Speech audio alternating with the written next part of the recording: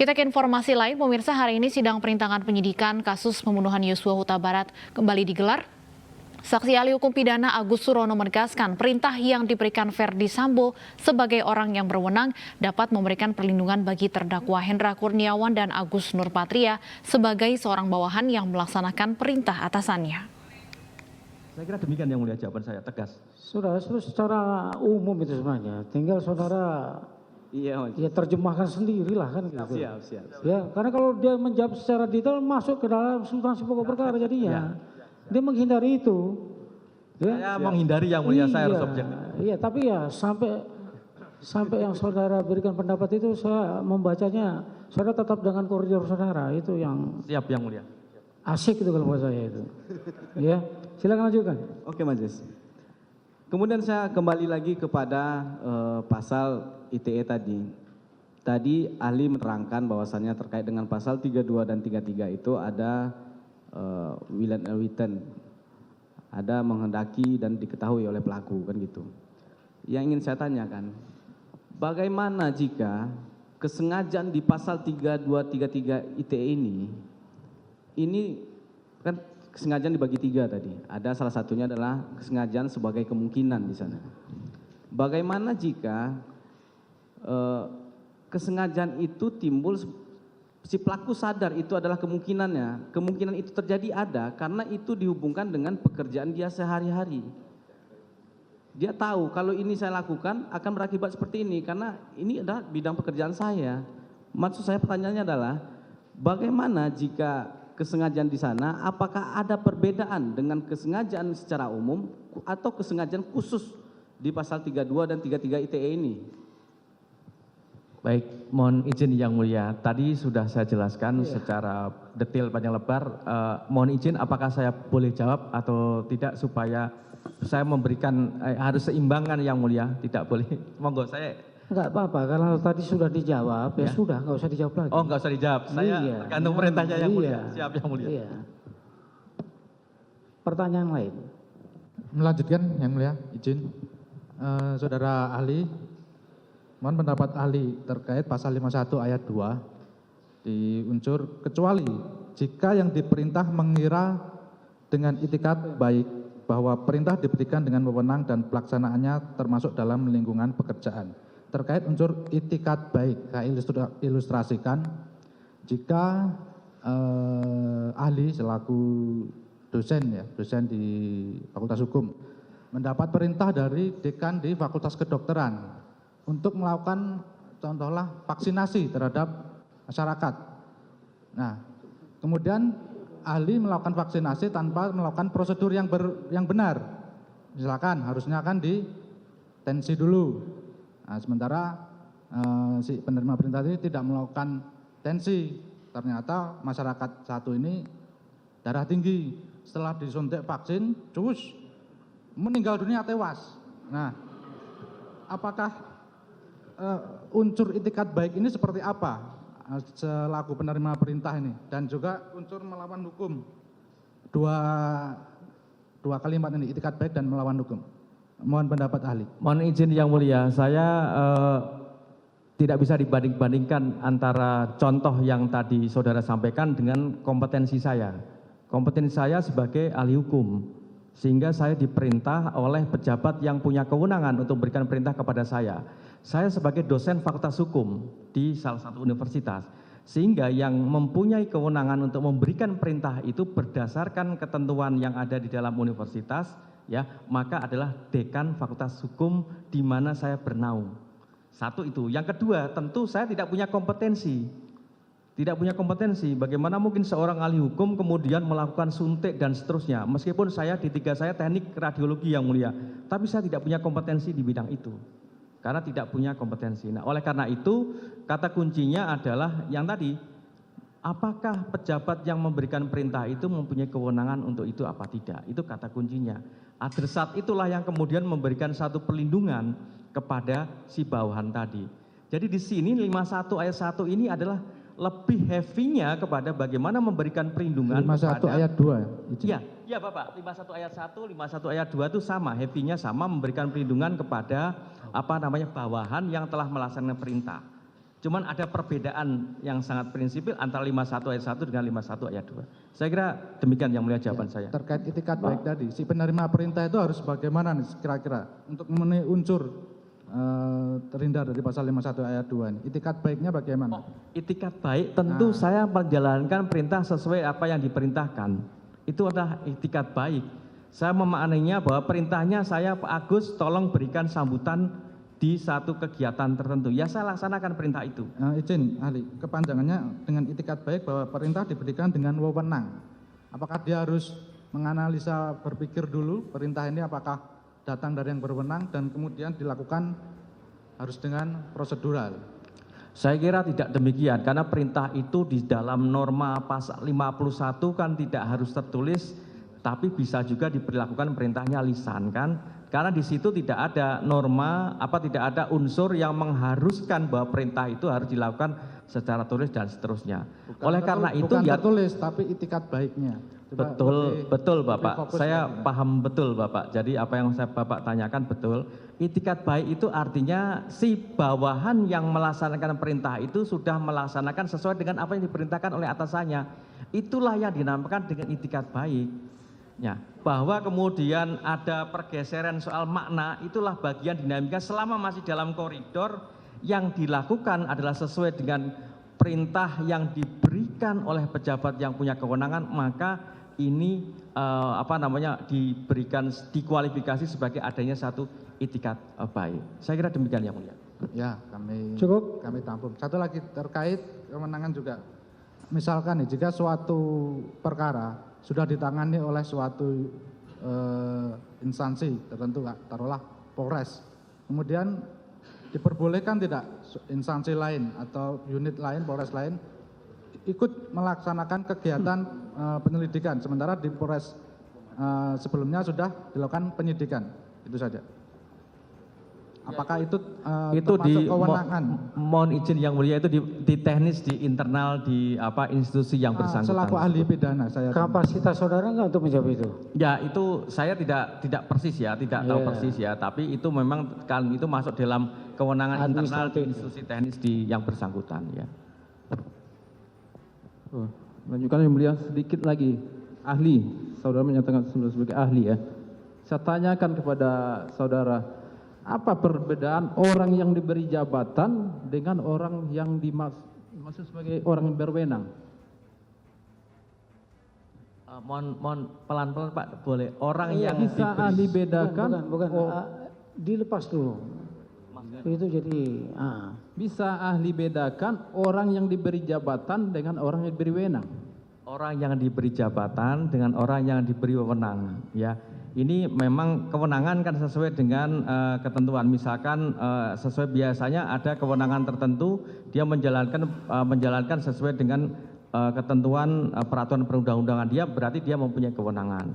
Jabatan itu berarti kan pasti harus didahului dengan satu surat keputusan tertentu sehingga dia mempunyai satu jabatan atau mempunyai posisi tertentu di dalam jabatan itu. Tentu berbeda antara kewenangan dengan jabatan. Berarti berbeda ya? Berbeda Pak. Kewenangan tupoksi dia dalam jabatan artinya? Iya. Iya berbeda, kewenangan dengan jabatan Sekarang itu saya berbeda. tanya, apakah ahli sangat memahami terkait dengan perkap dan perkadif? Oh saya tidak paham betul soal masalah itu. Tadi kan saya hanya diberikan satu ilustrasi, contoh ada peraturan perundang-undangan Dijawab secara umum saja. dan saya menjawab secara umum juga begitu berkaitan dengan hal itu. Perkadif ya, itu terkait divisi internal Propam. Artinya kewenangan mereka di situ ya. Sekarang ada kegiatan di bidang lain yaitu sudah ada kewenangan untuk melakukan penyidikan. Apakah ini menurut ahli atau termasuk kewenangan dari bidang Propam tadi? Pak, secara teknis saya tidak paham betul di divisi kepolisian itu ya, bahkan apa saja strukturnya, tapi saya hanya ingin memberikan satu penjelasan pada waktu tadi itu berkaitan dengan pasal 51 tadi. Prinsipnya di situ adalah ada kata kunci. Kata kunci adalah bahwa perintah yang diberikan oleh atasan, tentu atasan yang punya kewenangan untuk itu berdasarkan peraturan perundang-undangan. Itu yang saya maksudkan dari kewenangan yang dimaksud di dalam unsur norma pasal 51 tadi. Demikian yang mulia. Artinya jabatan harus berkaitan dengan kewenangan, kewenangan berkaitan dengan tupoksi mereka. Iya. Saya tidak berpendapat demikian. Saudara juga tidak bisa menggiring saya untuk Ya. kemudian saya demikian ya. Iya. Tadi sudah disampaikan bahwa dia menjawab secara umum saja dari ilustrasi yang digambarkan dan dia tidak ahli untuk aturan intern yang Saya tidak ada paham. di kepolisian. Tidak paham saya. Mulia. Tidak paham. Jadi silakan aja nanti saudara simpulkan dari pendapat ahli ini. Saksi ahli yang dihadirkan pada lanjutan sidang obstruction of justice dengan terdakwa Hendra Kurniawan sempat kesal pada jaksa karena menanyakan hal yang sama berulang-ulang. Baik, sementara cukup yang mulia. Cukup Ada ya? lagi yang mulia? Sebenarnya kuncinya itu tadi itu, kewenangan aja. Ya, makanya saya berkali-kali ingatkan bahwa jangan diulang lagi pertanyaan walaupun dengan kalimat yang berbeda tapi tujuannya adalah itu lagi itu untuk apa gitu loh. Siap Ya. yang mulia, siap. Terima kasih yang mulia. Ahli, kalau ilustrasinya menjadi seperti gini. Saya pemilik supir bus, perusahaan bus. Ya. Saya mempunyai 3 anggota, 3-tiganya ini sudah saya beri skill untuk mengemudi. A, B, dan C. Pada suatu hari, A dan B, C ini, saya pemilik bus bilang, udah si D aja yang tidak ada sprint, yang tidak punya SIM untuk membawa bis. Nah, ketika si D membawa bis, terjadilah laka lantas, tabrakan. Menurut pendapat ahli, ini masuk kesengajaan yang mana? Kepastiankah? Maksud atau kemungkinan? Terima kasih. Coba. Baik. Ini ada maaf yang mulia. Jadi kesengajaan yang mana kualifikasinya? Apakah kesengajaan maksud, kesengajaan sebagai kepastian, atau kesengajaan sebagai kemungkinan? Ya. Peristiwa terjadinya kecelakaan itu bisa terjadi, bisa saja tidak terjadi. Sehingga saya berpendapat bahwa ini adalah masuk dalam kualifikasi yang akibatnya adalah kesengajaan yang kemungkinan bisa terjadi. Kemungkinan. Kesengajaan dengan kemungkinan ya. Ahli. Halo. Iya, kemungkinan dia Pak. sudah Oke, jawab. Terima kasih. Terus terkait dengan tadi tindakan prudence dan due of process of law. Due process of law, Pak. Iya, prudence Ya, satu, ya. prudence, dan 2 due process of law. Ini kan harus dibuatkan tadi, 1 surat perintah, 2 berita acaranya, begitu ya? Sesuai dengan ketentuan hukum acara. Bahkan di Perkadip sendiri ada tindakan fungsi paminal itu, pencatatan semua harus ada tindakan berita acaranya. Saya mau menambahkan itu aja. Terima kasih yang mulia. Tidak pertanyaan yang mulia, hanya menambahkan saja. Iya. Terima kasih yang mulia. Jadi juga tidak saya apa? jawab juga. Ya, tunggu dulu, menambahkan apa? Oh iya, itu menambahkan pendapat dia, bukan menambahkan pendapat ahli kan gitu ya. Bukan menambahkan pendapat saya, sehingga Iya. saya tidak berpendapat yang mulia. Iya, ya. Tambahkan aja nanti dalam tuntutan saudara, ya. Silakan. Ya, tambahan yang mulia. Terkait tadi pengertian atasan dan bawahan, tadi saya menarik di situ. Atasan dan bawahan. Ketika ada suatu organisasi kelembagaan, menurut saudara ahli, kalau ada suatu organisasi, ada satu kepala, kemudian ada di bawahnya lagi kabit atau ke bawah lagi kabak, ada lagi satu organisasi seperti itu.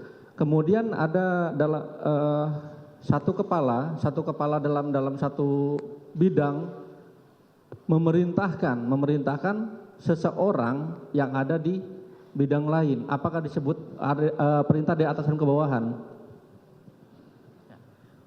Mohon saya berikan ilustrasi contoh juga karena tadi saudara juga memberikan contoh ilustrasi. Jadi ada satu perintah di fakultas. Saya karena terbiasa di fakultas yang mulia. Di fakultas itu kan ada terdiri dari beberapa setelah dekan ada beberapa wakil dekan. Wakil dekan itu membawa bidang-bidang yang berbeda-beda. Ada akademik, non akademik dan seterusnya, kemahasiswaan misalkan. Nah, boleh nggak dekan memberikan perintah langsung kepada bawahan yang tidak langsung kepada wakil dekan? Ini kan ilustrasi contoh saja. Boleh. Wong dekan memberikan perintah kepada saya yang bukan struktural saja bisa dilakukan itu. Selama saya memang berada dalam sebuah institusi tersebut. Kecuali kalau dekan memerintahkan, tadi yang saya contohkan ada lagi, dekan Fakultas Kedokteran memerintahkan kepada saya kira tidak ada korelasinya, karena saya tidak berada dalam satu institusi yang tadi saya sebutkan. Saya kira jawaban saya dengan menggunakan ilustrasi demikian, Yang Mulia. Ya, terima kasih. Kemudian untuk atasan bawahan tadi, apakah masuk dalam satu struktur saja atau bisa menyamping seperti tadi yang saya sampaikan? Tadi sudah saya jawab berkali-kali, Yang Mulia. Berarti berarti menurut saudara tadi, kalau saya pahami jawaban dari ilustrasi saudara, berarti bisa menyamping juga. Ya, karena kan tadi bawahan itu bisa saja langsung ke bawah, bisa kemudian ke mana, bisa saja. Selama itu di bawahnya. Jadi antara pimpinan fakultas kan, pimpinan tertinggi di fakultas adalah dekan. Ya, kemudian ke bawahnya ada wakil-wakil dekan. Nanti kemudian ada ke samping lagi, ada demikian. Maksud saya ke samping itu bukan dalam satu susunan struktur organisasi, ada struktur organisasi lain. Ya nggak bisa dong, Pak. Nggak bisa. Ya logikanya ya nggak bisa. Terima kasih. Ya, cukup ya. Baik, ahli ya, sedikit saja. Kalau kita bicara teori kesengajaan, tentu berkaitan dengan soal doktrin ya, saudara Doktrin. ahli ya. Sejak teori kesengajaan baik itu kehendak maupun pengetahuan atau membayangkan itu kan sejak awal abad 19 ya. Teori kehendak dari von Hippel, dari teori membayangkan dari Frank. Nah, sampai sekarang itu ada enggak perkembangan teori tentang kesengajaan itu? Karena selama saya menjadi hakim pidana hampir kurang lebih 20 tahun, dan kita juga sedang menempuh S3 juga, teori kesengajaan dari sejak ya ini saja, betul tidak ahli? Iya betul, Yang Mulia. Belum ada perkembangan terbaru tentang teori kesengajaan. Makanya kalau ahli pidana dihadirkan ke persidangan kemudian membahas soal kesengajaan, bukan berarti hakim pidana itu menyepelekan, tidak. Tapi tidak memperoleh hal yang baru. Teori, kalau yang kaitan dengan teori ya, tidak ada yang baru. Betul tidak, Prof? Ya. Belum ada. Ya. Belum ada teori yang terbaru kan? Ya, prinsipnya yang tadi sudah saya sampaikan teorinya. Ya. Jadi kita sepakat pada hal itu. Nah, pertanyaannya, karena ini kaitannya dengan soal pembuktian ya, sengaja atau tidak, secara melawan atau tidak. Nah, kembali kepada praktek dikaitkan dengan pembuktian aktor resus, kan begitu? Sepakat tidak, Prof? Ya. Ya. Nah, karena nyambung dengan apa yang disampaikan oleh tim penasihat hukum tadi kan menyangkut soal keyakinan hakim, kan begitu? Nah, kalau berkaca dari situ, tentu teori kesengajaan hakim, teori yang digunakan itu saja, tapi kembali kepada praktek. Makanya untuk membuktikan hal itu, kita kan tahu ada perkara-perkara yang sangat sulit seperti perkara Jessica, perkara terbunuhnya Munir gitu kan. Ya. Untuk membuktikan sengaja, membuktikan secara melawan hukumnya di mana, kan kembali pada praktek, gitu loh. Jadi yang saya tanyakan kepada ahli, ada teori di dalam kesengajaan itu, teori determinan dan teori interdeterminan. Bisa dijelaskan, Prof, kaitannya dengan soal ini loh, untuk kesengajaan ini? Ya, ini kan jadi intinya sebenarnya ini termasuk dalam kualifikasi variabel pengaruh dan terpengaruh, Yang Mulia. Jadi mana yang paling dominan? Yang mana yang paling dominan yang kemudian mempengaruhi bahwa suatu perbuatan yang dilakukan oleh si pelaku ini memang sengaja dilakukan, dan kemudian dia juga tadi sudah saya jelaskan bagaimana menghendaki maupun mengetahui. Mana faktor-faktor yang paling dominan yang kemudian menyebabkan si pelaku ini adalah melakukan perbuatan dengan sengaja tadi. Intinya determinan, interdeterminan seperti itu, Yang Mulia. Baik, kalau dikaitkan dengan hal itu, artinya si pelaku itu sendiri ketika ada pengaruh itu, pengaruh kan bisa datang dari lingkungan, bisa dari atasan, bisa dari karena tugas dan sebagainya. Bisa nggak si pelaku itu sebenarnya sudah menduga, oh kalau ada pengaruh seperti ini saya harus melepaskan dari pengaruh itu? Ya, Kalau soal bisa tidaknya Ya, tentu kembali bisa ke Yang pelaku, Mulia. ya. Kembali ke pelaku Baik. dalam menyikapi kondisi-kondisi tertentu Ya. sesuai dengan sekuen waktu. Nah, kenapa- artinya ya. kalau kita kaitkan dengan pasal 51 ayat 2-nya soal itikat baik itu kan di sana disyaratkan tidak boleh ada keraguan-raguan untuk menerjemahkan ini loh benar atau tidak. Artinya dia harus punya seperti itu ya, nggak boleh ragu-ragu tadi ya. Betul Yang Sebagai Mulia. Patokan untuk mengkualifikasi ini ada itikat baik atau Ya. tidak. Ya. Ya, baik. Terima kasih, Prof.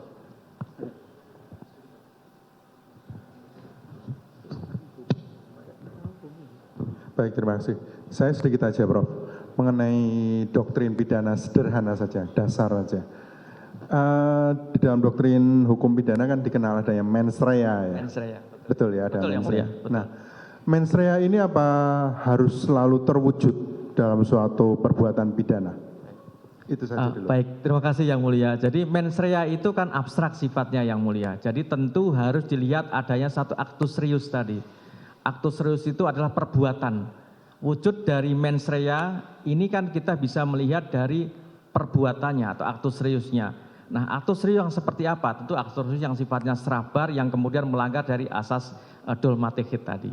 Jadi tidak bisa kemudian hanya mendasarkan pada adanya mens rea. Mens rea, bagaimana kita menilai mens rea? Nah, yang bisa kita nilai adalah aktus seriusnya yang sifatnya serabar yang kemudian melanggar dari asas dulmatehid tadi. Demikian Yang Mulia. Nah, lanjut ke pertanyaan selanjutnya. Itu tadi mens rea adalah sifatnya abstrak. Kalau dengan sengaja atau tanpa hak itu apakah juga abstrak juga? Itu sudah aktus serius Yang Mulia. Oh, Sudah begitu. aktus serius. Jadi kan sudah wujud dari perbuatan. Makanya tadi kan yang sengaja tadi adalah perbuatan yang dilakukan oleh si pelaku tadi sengaja dilakukan, ya. Kenapa kok sengaja dilakukan? Ini adalah dikehendaki oleh si pelaku perbuatan itu dan si pelaku juga menghendaki akibatnya dan si pelaku juga mengetahui bahwa perbuatan yang dilakukan adalah perbuatan yang melawan hukum dan juga mengetahui akibat dari adanya satu perbuatan yang melanggar atau perbuatan yang melawan hukum tadi. Demikian Yang Mulia. Baik. Nah, kalau begitu, bisakah dijelaskan pergandengan atau apa ya, irisan antara mens rea dengan sengaja dan tanpa hak itu tadi? Baik Yang Mulia, jadi mens rea tadi saya sampaikan itu adalah abstrak, niat jahat, baru bisa kita lihat adalah perbuatannya. Nah, perbuatan itu apakah dikualifikasi sebagai sengaja atau tidak? Kalau dalam terminologi kesalahan kan ada dolus, ada culpa Yang Mulia. Nah, ini kan yang dolus, yang sengaja. Nah, sengaja tadi itu dengan sengaja dan tanpa hak, artinya apa? Artinya bahwa si pelaku menghendaki dan mengetahui bahwa perbuatan yang dilakukan itu dilakukan tanpa hak, tidak sesuai dengan kewenangannya. Itu yang tadi Yang Mulia saya sampaikan demikian.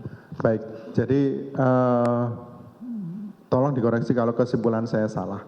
Jadi mens rea itu secara abstraksi itu diwujudkan dalam perbuatan dengan sengaja itu tadi.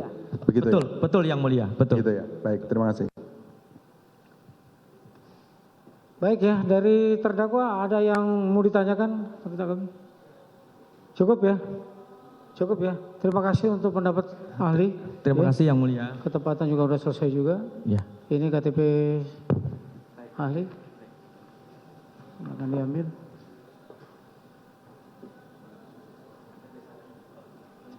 Terima kasih.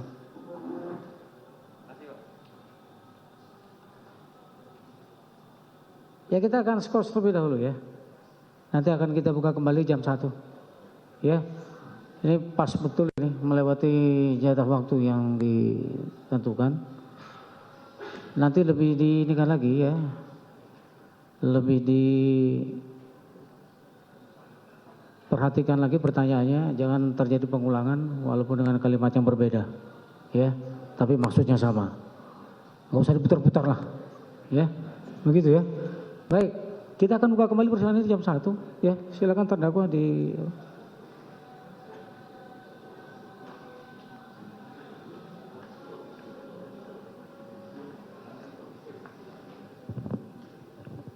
Nah, di tengah-tengah lah, jangan seperti musuhan jadinya kalau ada jeda.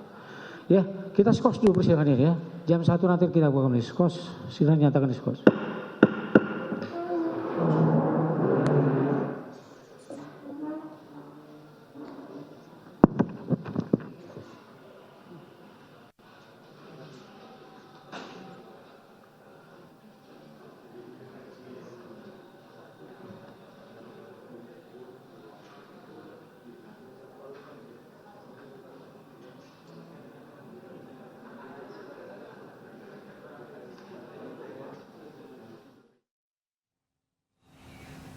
Sebelumnya, pemirsa, jaksa penuntut umum membacakan tuntutan untuk terdakwa pembunuhan Yosua Huta Barat.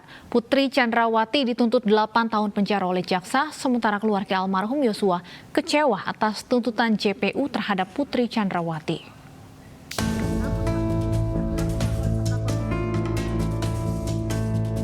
Hari ini jaksa penuntut umum membacakan tuntutan untuk Putri Chandrawati. Putri dituntut 8 tahun penjara oleh jaksa. Jaksa menilai tuduhan pemerkosaan yang dilakukan oleh Yosua terhadap Putri Chandrawati dinilai janggal dan tidak didukung alat bukti dan saksi. Lebih lanjut, jaksa mengungkapkan tuduhan pemerkosaan yang dilayangkan Putri sebagai dalih untuk tutupi upaya perselingkuhan Putri dengan Yosua. Dalam berkas tuntutannya, jaksa juga menjabarkan sejumlah peristiwa yang mengindikasikan Putri Chandrawati ikut terlibat perencanaan pembunuhan Yosua. Di antaranya mengamankan senjata yang biasa dibawa Yosua, termasuk menyimpan senjata Steyr di lemari Ferdi Sambo. Sebagaimana diatur dan diancam pidana dalam dakwaan primer, pasal 340 junto, pasal 55 ayat 1 ke 1 KUHP. 2. Menjatuhkan pidana terhadap terdakwa Putri Chandrawati dengan pidana penjara selama 8 tahun, dipotong masa tahanan dengan perintah terdakwa tetap ditahan. 3. Menyatakan barang bukti berupa dari poin A sampai dengan poin 83 dikembalikan kepada jaksa penuntut umum untuk dipergunakan dalam perkara atas nama terdakwa Richard Eliezer Pudihang Lumiu. 4. Menetapkan kepada terdakwa membayar terdakwa Putri Chandrawati dibebani membayar perkara sebesar Rp5.000. Demikian tuntutan pidana yang kami bacakan dan diserahkan dalam sidang hari ini Rabu tanggal 18 Januari 2023. Jaksa penuntut umum. Sementara orang tua Brigadir Yosua menilai tuntutan yang dijatuhkan kepada Putri Chandrawati terlalu ringan atas pembunuhan Brigadir Yosua. Sambil menangis, ibu Brigadir Yosua berharap hakim bisa mengambil keputusan yang setimpal atas pembunuhan anaknya. Jadi betul-betul tidak adil buat kami, orang tua rakyat yang kecil ini tuntutan ini. Mohon Bapak Hakim, tolong kami, berikan kami keadilan. Berikan keputusan semaksimal mungkin buat Putri yang mengetahui semua perencanaan pembunuhan ini. Sebelumnya Kuat Ma'ruf, Ricky Rizal dituntut 8 tahun kurungan penjara. Sementara Ferdi Sambo yang merupakan dalang pembunuhan Yosua dituntut seumur hidup yang dianggap orang tua Brigadir Yosua belum setimpal. Tim Liputan iNews melaporkan.